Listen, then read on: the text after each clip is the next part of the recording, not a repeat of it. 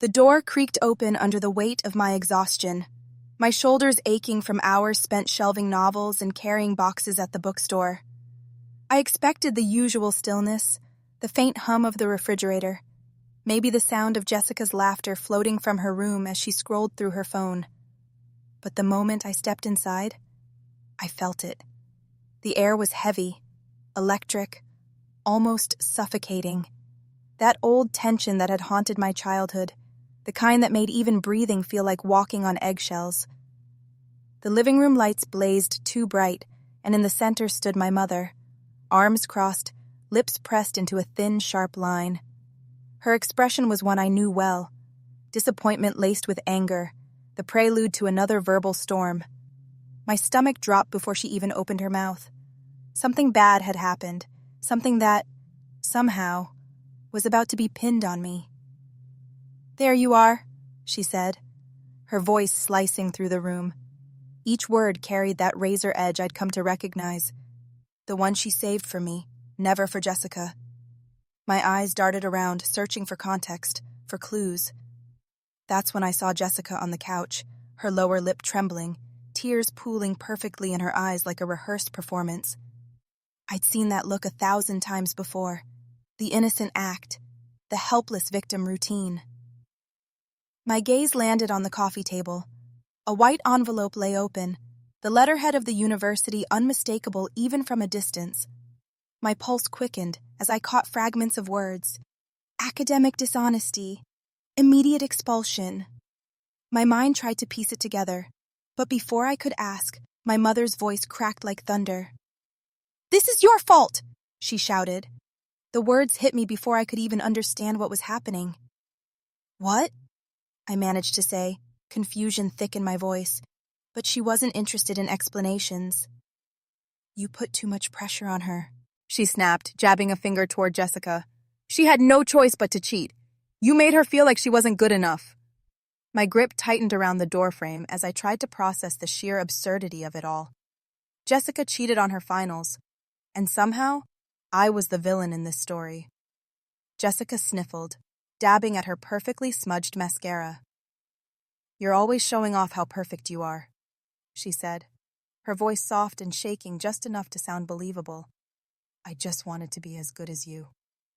The accusation hit me like a slap. I wanted to laugh, to scream, to demand how my years of hard work had turned into a crime. But the memory of every other time they'd blamed me came flooding back, and the laughter caught in my throat.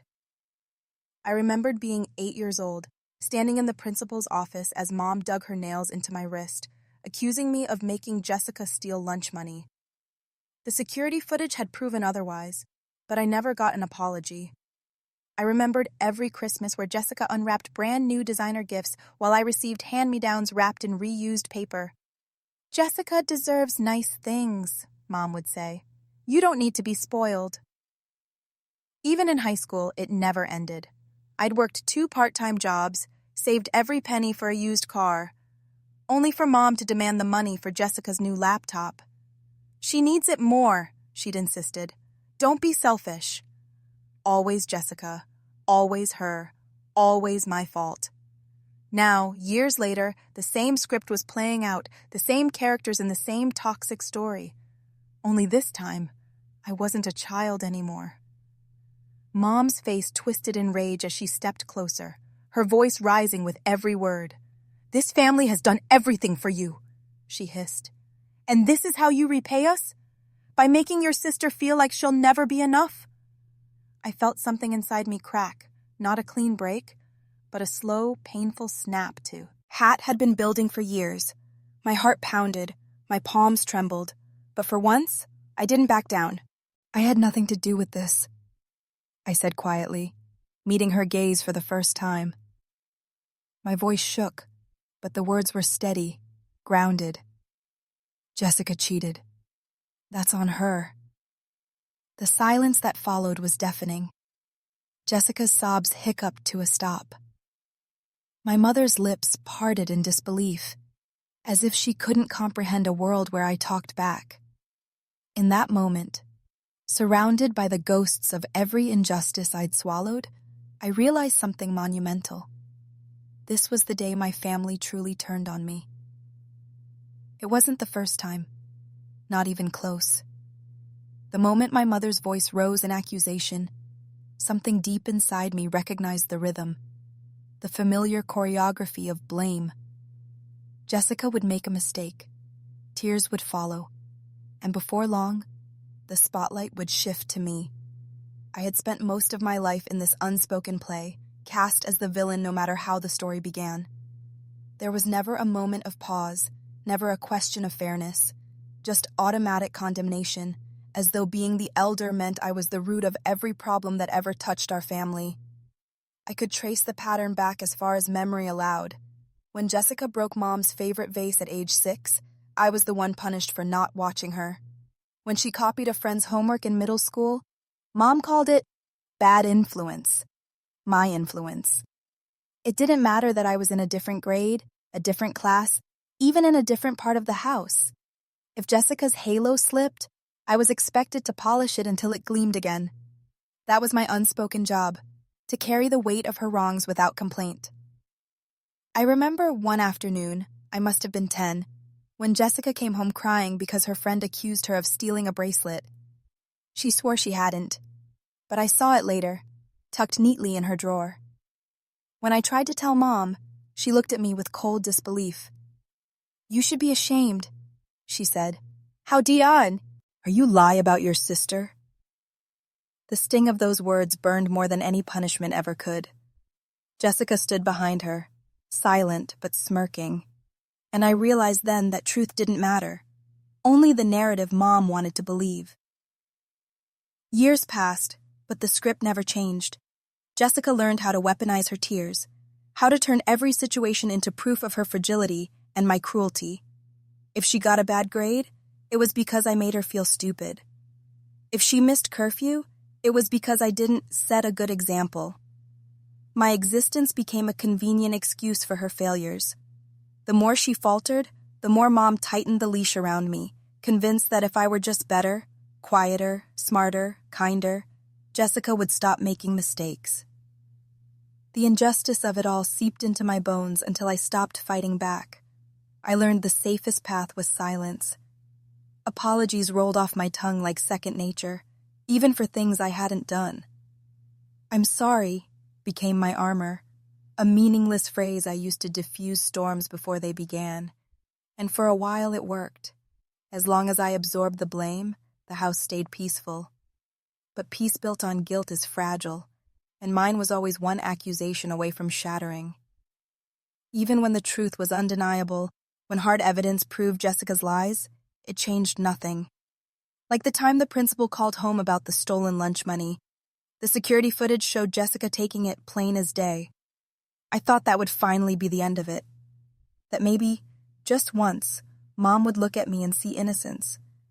But when we got home, she didn't apologize. She just said, "You shouldn't have left her unsupervised." The verdict was always the same. Guilty, by default. That kind of conditioning does something to you. You start to believe that maybe you really are the problem, that if you just tried harder, smiled more, stayed out of the way, things would have been different. I internalized that guilt like oxygen. It filled every breath, every thought, every moment of self-doubt. I stopped expecting fairness because I'd never been given any. The scales had always been tipped, and I was expected to thank them for letting me stand on them at all. It didn't matter how much I accomplished. Straight A's, part-time jobs, scholarships. None of it changed my mother's perception. "Jessica needs more support," she'd say, dismissing my achievements like background noise. "She's not like you. She's delicate." As if being responsible meant I didn't deserve care. As if strength was an excuse to be neglected. I was the reliable one, the one who could handle being hurt because I had no choice. Every lie they told about me chipped away at something sacred, my belief that love and justice could coexist. I stopped expecting validation. When Mom bragged about Jessica's smallest victories and ignored mine, I smiled anyway. When Jessica called me controlling or jealous, I let it slide. Years of gaslighting had trained me to accept that I was the family's lightning rod. Better me than them, I used to think. better me than Jessica. By the time I reached adulthood, the roles were carved in stone. Jessica was the golden child, untouchable and adored. I was the shadow she stood in, the one who caught the fallout whenever her light dimmed. It didn't matter what I did or how hard I tried. In their eyes, I existed to take the blame, to keep the balance, to make their lives easier at the expense of my own. I had been raised not to question it, only to endure it, until endurance became the only language I knew. When Mom screamed that I was the reason Jessica cheated, the sound didn't hit me the way it used to. It didn't slice through me, didn't send me into that spiral of panic where I scrambled to fix everything. This time, her words landed differently, heavy, hollow, and absurd. I watched her face twist with rage, eyes wild like I'd personally betrayed her. But all I felt was a kind of quiet detachment, like I was watching a rerun of a show I'd outgrown. The familiar script, accusation, defense, guilt, no longer had power over me. Something deep inside shifted, the gears of obedience grinding to a stop. She stood there, pointing a trembling finger, voice cracking as she said, "You've always been jealous of your sister." The line she'd thrown at me since childhood. But the difference now was that I didn't feel shame. I felt disbelief, not at her words, but at myself for having believed them for so long. I could almost see the years stack up behind her. Every time I'd taken the blame, every time I'd apologized just to keep peace, every time I'd made myself small so she could feel in control. And in that moment, I realized I didn't owe her my silence anymore. Jessica sat on the couch, mascara streaked, eyes darting between us. She wasn't crying for remorse. She was crying for convenience, terrified that her lie had finally been exposed. Even then, she expected me to rescue her. She always did. That silent plea hung in the air, but I didn't answer it. For the first time in my life, I didn't rush to smooth things over. I let the silence stretch until it became unbearable. Mom demanded an explanation, her voice rising with every word, but I stayed still. I'd been explaining myself for decades. That chapter was over. Something inside me broke, or maybe finally healed. The fear that had lived in my chest since childhood began to fade. I looked my mother in the eye and said, clearly and evenly, "Jessica cheated. That's on her." The words were simple, but they felt monumental, like tearing down a house I'd been forced to live in. My voice didn't shake. My hands didn't tremble. For once, I wasn't apologizing or begging to be believed. I was just telling the truth, and that truth hung in the room like a spark, daring to ignite everything we'd built on lies. Mom's face changed. Not in sadness or reflection, but fury. I could see it in the tightening of her jaw, the narrowing of her eyes. She wasn't used to defiance from me. Her voice dropped low, controlled but venomous, the kind of tone that once froze me in place. "How dare you speak to me like that?" she hissed. But it didn't work this time. The old fear tried to claw its way back, but I didn't let it. I had lived too long in submission, mistaking obedience for love. That moment was my rebellion, small, quiet, and irreversible. Jessica tried to interject, her voice weak, saying she didn't mean to, but I didn't even look at her. I wasn't her shield anymore. I wasn't the safety net she could fall back on when the truth became inconvenient. Mom turned her anger toward me again, accusing me of turning the family against her, of trying to make her look bad. But for once, I didn't engage. Every word she said was an echo of every past argument where I had begged her to believe me. Now I simply stood there, calm and unmovable, watching her realize she could no longer control me through guilt. It was surreal, standing in that room surrounded by years of emotional debris. The same furniture, the same walls, the same framed photos of happy family smiles. All of it suddenly felt false. I could see through the illusion for the first two. Every memory, every Sunday dinner, every "we love you" layered over manipulation and control. It was like waking up from a long dream where I'd been cast in a role I never auditioned for. The realization was painful, but it was also liberating. Mom started to cry, a kind of practiced sob I'd seen countless times before. It was her way of flipping the narrative, making herself the victim so I'd rush to comfort her. But I didn't move. I didn't apologize. I didn't reach for her like I used to. I just stood there, letting the tears fall, knowing they weren't for me. They were for the loss of her control. Jessica tried to touch my arm, whispering that we should just move on, but I stepped back. For the first time, I allowed the space between us to stay empty. The tension in the room thickened, heavy with all the unspoken truths we'd buried for years. I thought of every time I'd bitten my tongue, every night I'd cried alone, wondering what was wrong with me. Now I saw it clearly. There was nothing wrong with me. I was just the one who stopped pretending. I didn't owe them explanations or justifications.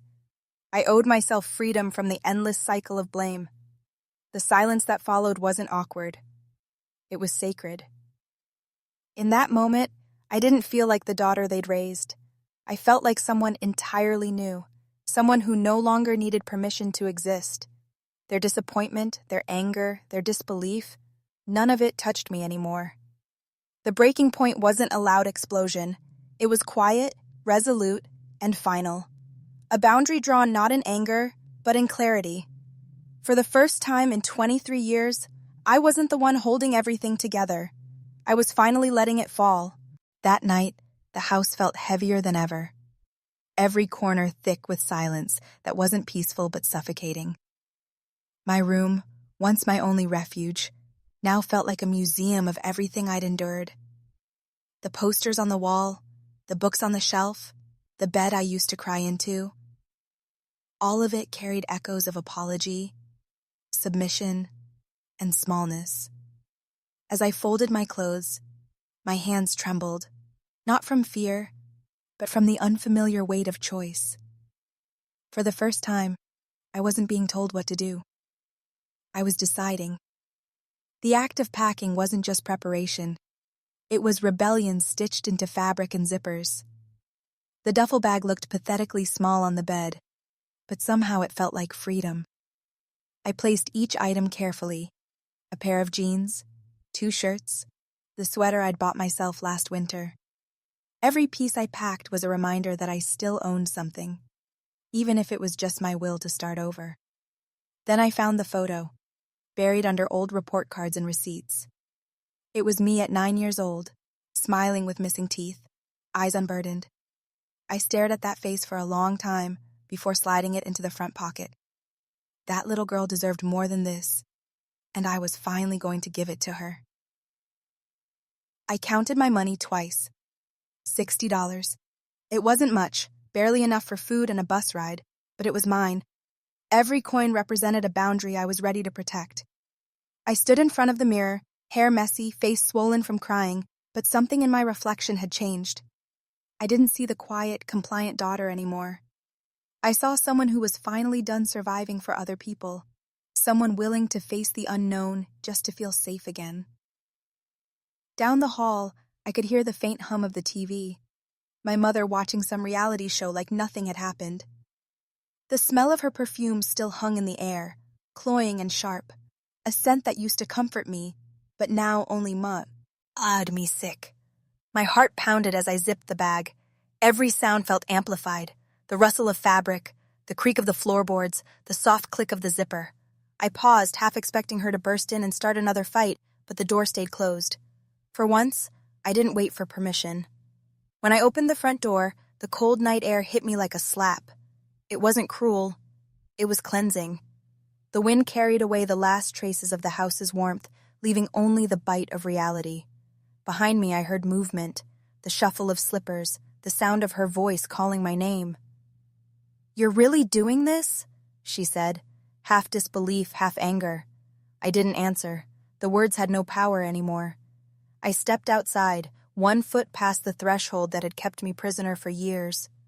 Her voice followed me, sharper now, dripping with venom. "You'll come crawling back," she spat. the same threat she'd used every time I tried to claim even a little independence. But this time, it didn't land. It sounded small, almost desperate, like she was trying to convince herself more than me. I didn't turn around. The gravel crunched under my shoes as I walked away, each step pulling me further from the version of myself that used to flinch at her tone. The neighborhood was quiet. Too quiet. The streetlights buzzed faintly, flickering in patches, and I could see my breath rising in small clouds. I didn't have a destination, just the certainty that anywhere was better than going back. My fingers were numb, my legs weak, but the weight in my chest felt lighter than it had in years. For once, I wasn't walking towards something. I was walking away. From the noise, from the blame, from the person they told me I had to be. At the corner, I stopped and looked up at the sky. It was dark, cloudy, no stars visible, but still vast, endless, indifferent. That emptiness felt like a promise. I thought about where I could go. Maybe a friend's couch, maybe a cheap motel, maybe just a park bench until morning. It didn't matter. What mattered was that I was out. My body shivered from the cold, but my mind burned with clarity. I had left with almost nothing, but for the first time, nothing felt like a beginning instead of an ending. Behind me, I could still see the faint outline of the house, lights glowing through the curtains, a picture of domestic calm hiding the chaos inside. For a fleeting moment, I felt the pull, the instinct to turn back, to knock, to apologize.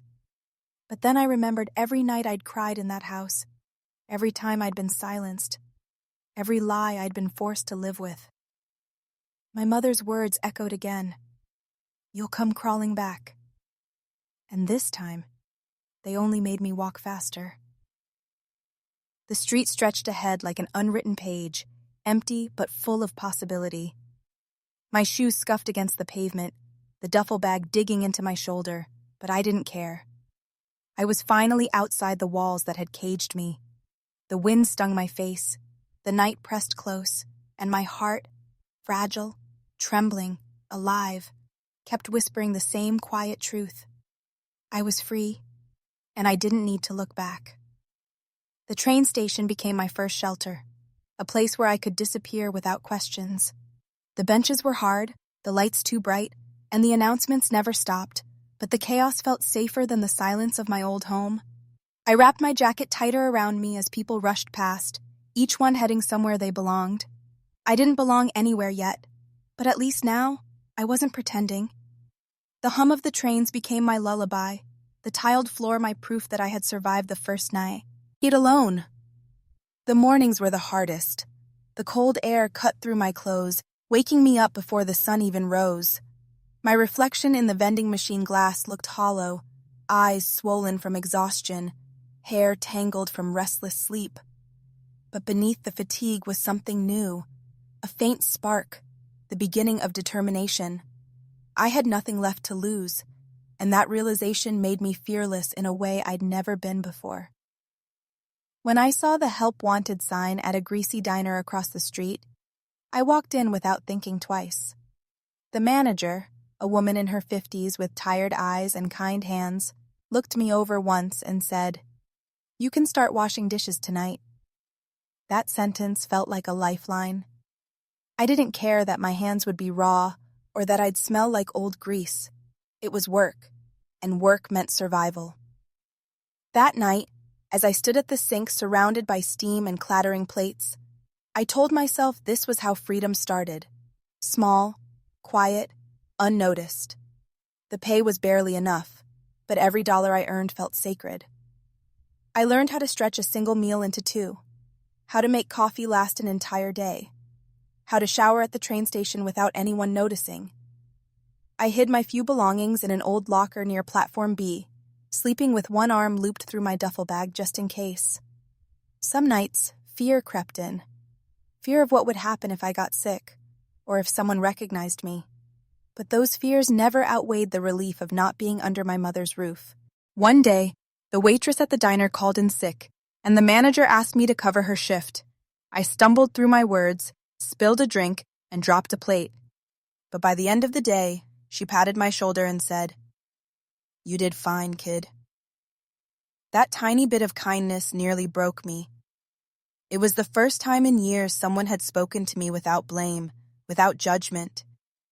That single gesture made me realize that maybe not everyone in the world wanted something from me. I started working double shifts, dishwashing at night, waiting tables during the day. The exhaustion was brutal, but it kept my mind from wandering to memories I wasn't ready to face. I learned the rhythm of the diner, the regulars who tipped in crumpled bills, the truck drivers who shared stories of distant highways, the way coffee refills could soften even the hardest faces. Every shift became another layer of armor, every earned dollar another stitch in the life I was slowly building from scratch. On my nights off, the rare ones, I'd sit by the tracks and watch the trains come and go. The sound of them rumbling past felt like a reminder that movement was possible, that escape didn't have to mean running forever.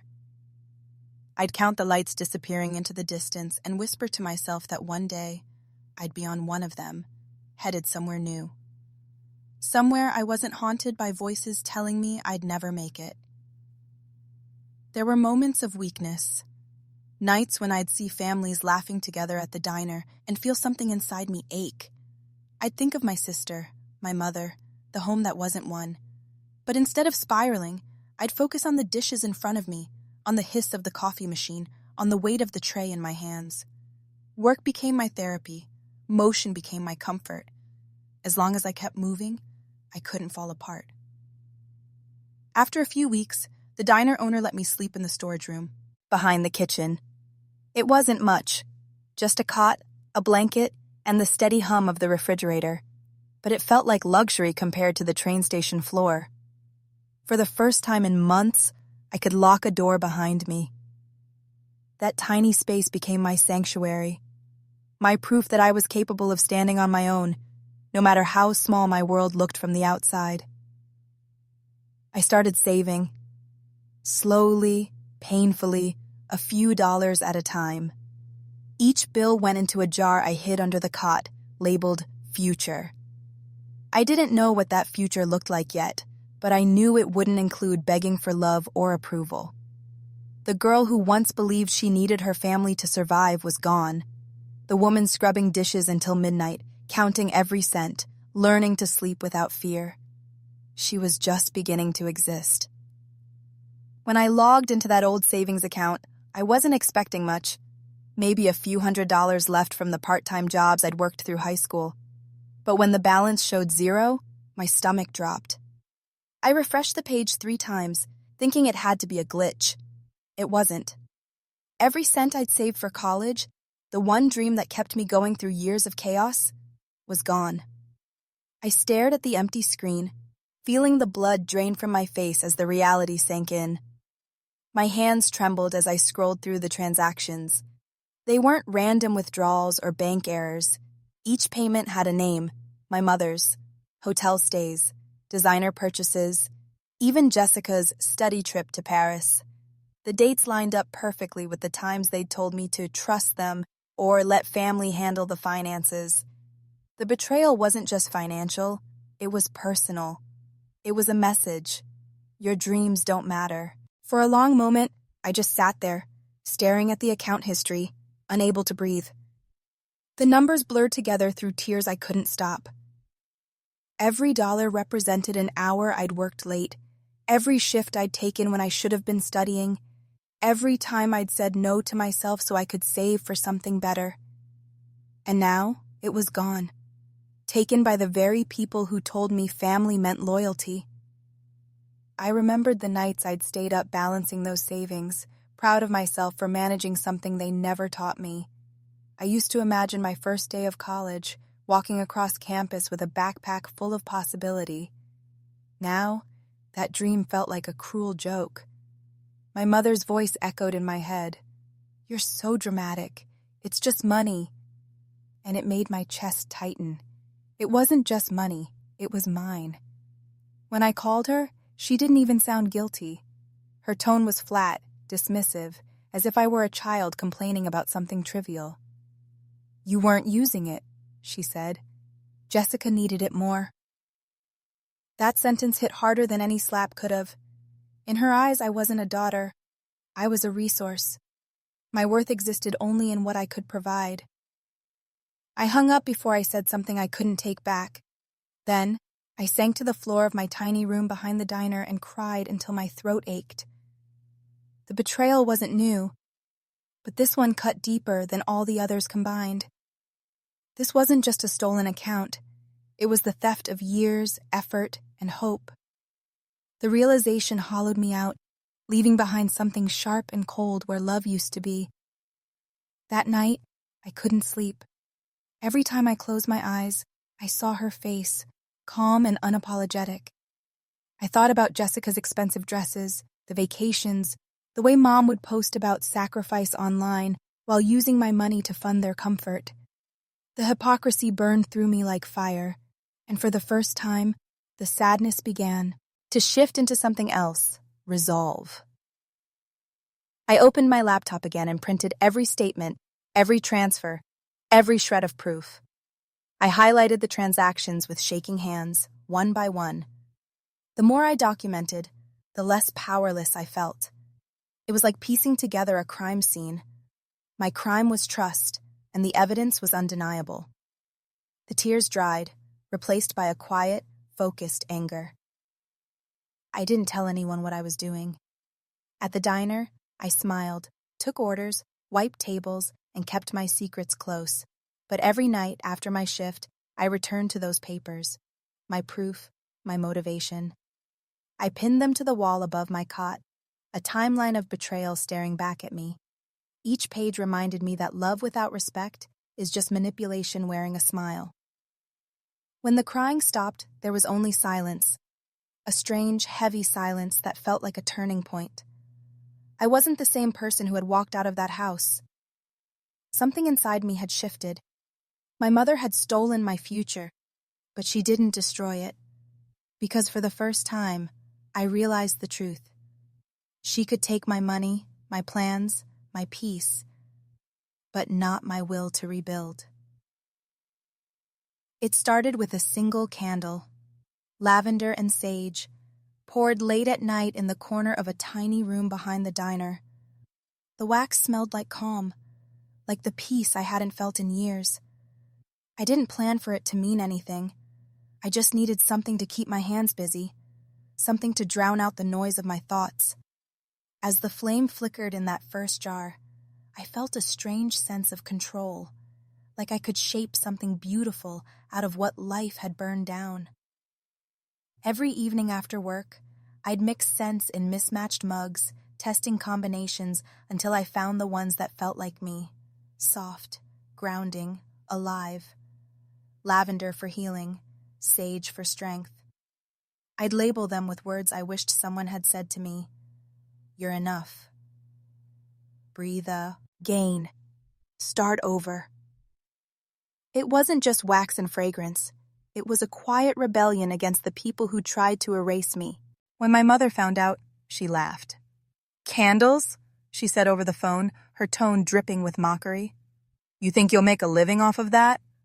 Jessica joined in, of course, snickering in the background. That's cute, she said. A pity hobby. Their words stung, but I'd been through worse. Every insult only fueled me more.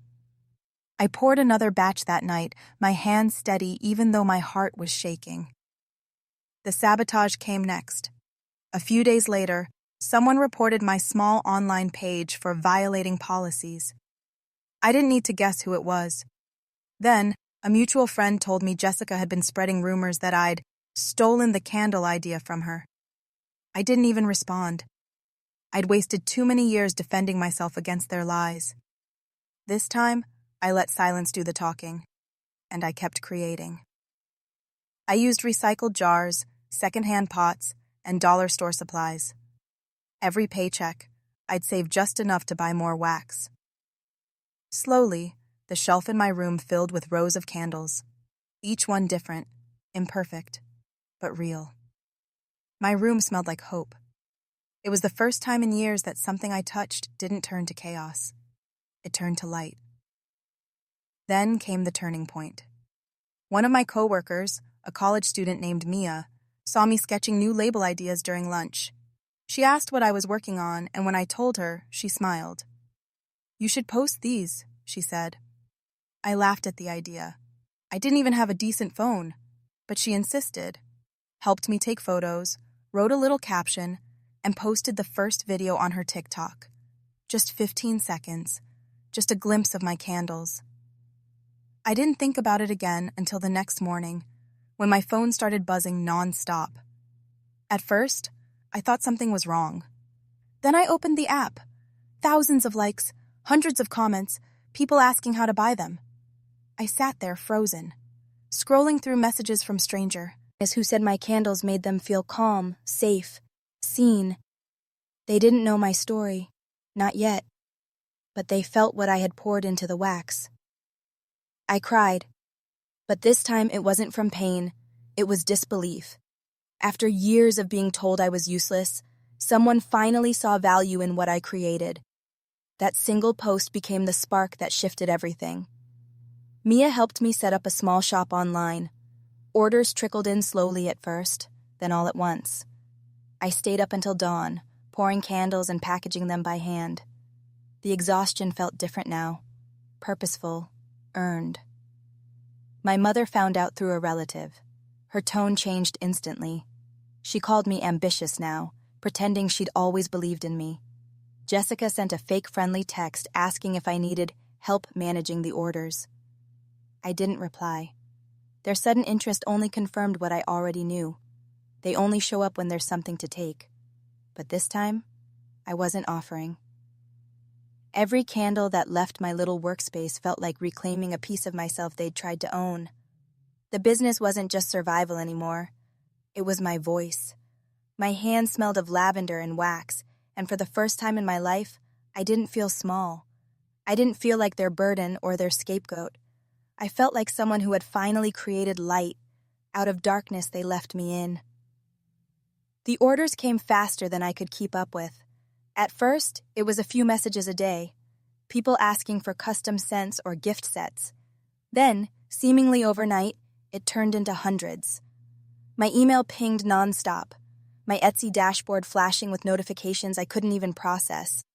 I'd sit on the floor surrounded by jars, boxes, and packing tape, trying not to cry from the sheer chaos of it all. But it wasn't panic this time. It was disbelief, joy, a kind of exhaustion that came from something good for once. Each candle I poured felt like an act of defiance. The lavender sage blend became my signature scent, a quiet symbol of rebirth. Customers sent photos of their homes lit by my creations, messages about how the scent helped them sleep, how it reminded them of safety. Strangers, real people who didn't know my history, were finding peace in something I made with my own hands. It was everything my family said I'd never achieve. I reinvested every dollar back into the business. New molds, better wax, professional labels that didn't smudge under the heat of the flame. My tiny apartment turned into a studio, the air thick with fragrance and potential. Sleep became a luxury I couldn't afford, but I didn't mind. For the first time, my exhaustion meant something. Every late night was proof that I'd built something on my own. No handouts, no stolen savings, no manipulation. Then came the first brand inquiry. A home decor boutique asking to stock my candles. I stared at the email for a full 5 minutes, rereading it over and over to make sure it was real. The woman who once counted her last $20 was now negotiating wholesale prices. My hands shook as I typed my reply, but my words were firm. I wasn't desperate anymore. I was a business owner. Within months, the orders multiplied again. I moved production to a shared workspace with better ventilation and real shelves instead of stacked cardboard boxes. My name, was printed on packaging, on receipts, on thank you notes. Each label felt like a small victory against every time my mother told me I'd be nothing without her. She was wrong. I didn't just survive without her. I thrived. It didn't take long for word to reach them. A relative shared one of my viral videos, and suddenly I was getting calls again. First came the fake congratulations, all sweetness and nostalgia. "We're so proud of you," my mother said in a voicemail. Praros. Tending, we hadn't spoken in years. Jessica texted, "Can we talk? I think we could collaborate, make this a family brand." I laughed out loud when I read that one. Family brand. The irony nearly choked me. For years, they'd used family as a weapon, a reason to demand, to guilt, to control. Now, when there was finally something to gain, they remembered what that word meant. But I didn't respond. My silence spoke louder than any speech I could have given. They taught me how to disappear when it suited them. I was simply returning the lesson. As my business grew, the media took notice. A local newspaper featured my story. From homeless to handmade success. They didn't know the full truth, of course, but even seeing my name in print felt surreal. Every interview, every feature, every sale chipped away at the narrative my mother had built about me being the failure. Now, I was the one rewriting the story. The day my company crossed its first major revenue milestone, I sat at my work table surrounded by the hum of machines and the scent of fresh wax. I thought about every insult, every stolen dollar, every door slammed in my face. None of it broke me. It built me. I'd learned to survive without love, to work without approval, to rise without applause. The people who once said I was worthless now had to watch me become something they could never control. And in a quiet, almost poetic way, success became my revenge. Not through cruelty, not through confrontation, but through proof. Every sale, every partnership, every glowing review was a reminder that I didn't need their validation to matter. They used to call me nothing, but the world had decided otherwise. And this time, there was no one left to silence my name. They came unannounced, as if the years of silence and betrayal could be erased by the sound of a doorbell. I looked up from my work table, hands still coated with traces of wax, and there they were, the very people who once told me I'd never make it on my own. My mother's expensive coat looked out of place against her tired, lined face. Jessica hovered behind her, clutching her designer purse like a shield. The contrast between their clothes and their expressions told the whole story before either of them spoke. My mother tried to smile first. It was the same strained, manipulative smile she used to wear when she wanted something, soft enough to look caring, sharp enough to cut. "You look successful," she said, her voice trembling between pride and desperation. I didn't answer. My silence filled the room, the same silence she'd once used to punish me. Only now, it belonged to me. Jessica stepped forward next, her tone overly sweet. "We just thought maybe we could start over? As a family." The word family rolled off her tongue like a lie wrapped in sugar. I noticed the faint tremor in her hands, the same hands that had once written my name on stolen checks. Her eyes darted around the studio, scanning the shelves stacked with boxes, candles, and invoices. She wasn't looking for reconciliation. She was calculating. My mother finally dropped the act. "We need your help," she said bluntly. The word help hung in the air like smoke. I didn't ask what kind. I didn't need to. I could already guess. Money, of course. It was always money. Their emergencies were never real, only convenient. And now that my name carried weight, my success had become their lifeline. The irony almost made me laugh. They started listing their problems: debts, bills, a pending foreclosure, a failed business. Jessica was trying to get off the ground. Every sentence began with excuse, and ended with blame. I just listened, watching the two people who once made me feel small shrink before my eyes. For the first time, I wasn't the broken one. I wasn't the desperate one. They were. When my mother reached for my hand, instinct made me flinch back. The gesture was meant to be tender, but it felt like a trap. "We're family," she whispered. "We've all made mistakes." Her eyes glistened with tears that looked rehearsed. She used to cry like that after every fight. a performance designed to reset the cycle. But I'd learned the difference between remorse and manipulation, and what she wore on her face now was not regret. It was survival. Jessica's mask slipped next. "You're really not going to help us?" she said, disbelief hardening her tone. "After everything we did for you?" The audacity of that sentence nearly stunned me. Everything they did for me. I thought of my stolen savings, my lost years, the countless nights of self-doubt and fear they'd planted in me. That was their gift, and I'd finally stopped unwrapping it. I turned away from them, pretending to organize a shipment on my desk. "No," I said simply. It wasn't shouted or emotional. It was steady, calm, absolute. The kind of no that comes from years of being told you couldn't say it. The sound of it seemed to shake them more than any argument could.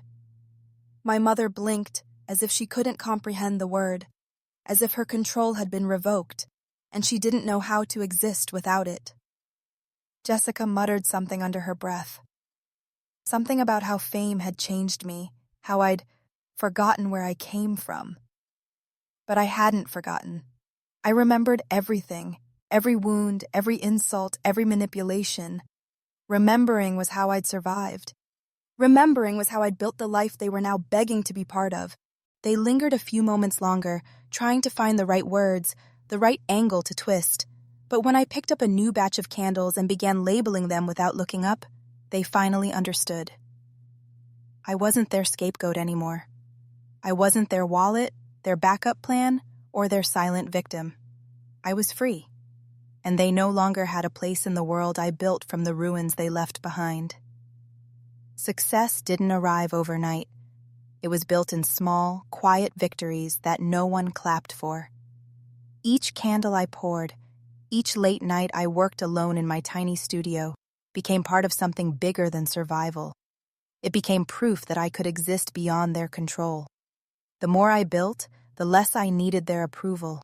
I no longer waited for validation from people who thrived on my weakness. There was a time when every decision I made was shadowed by their voices.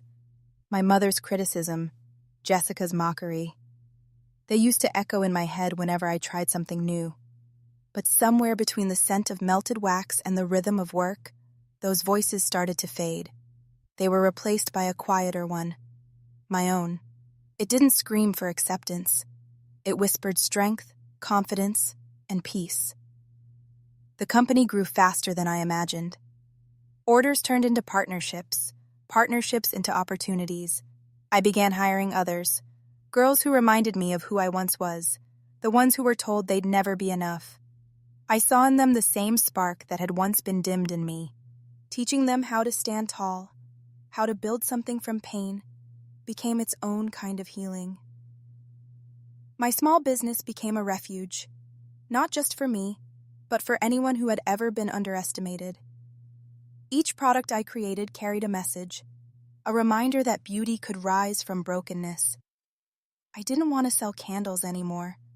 I wanted to sell resilience, hope, independence, the things I had fought for. My studio no longer smelled of exhaustion and fear. It smelled like lavender, vanilla, and freedom. Sometimes, people asked if I ever forgave them. My mother, my sister, the family who tore me apart. The truth was more complicated. Forgiveness didn't mean letting them back in. It meant releasing the hold they once had over me. I forgave for my own peace, not for theirs. Because carrying their sins any longer would have been another way of letting them win. When I looked in the mirror, I no longer saw the scared, compliant daughter they raised. I saw a woman who had rebuilt herself from the ground up, the same traits they mocked. My stubbornness, my independence, my refusal to break, were the very things that saved me. They said those qualities made me difficult. I learned they made me unstoppable. Freedom didn't come wrapped in applause or recognition. It came quietly, in mornings when I woke up without dread, in the laughter of my team, in the calm of knowing no one could guilt me into submission again. I stopped explaining myself. I stopped shrinking to make others comfortable. I simply started living for me. There were moments when the old ache returned. like when I saw families shopping together or mothers hugging their daughters. But even that pain became softer over time.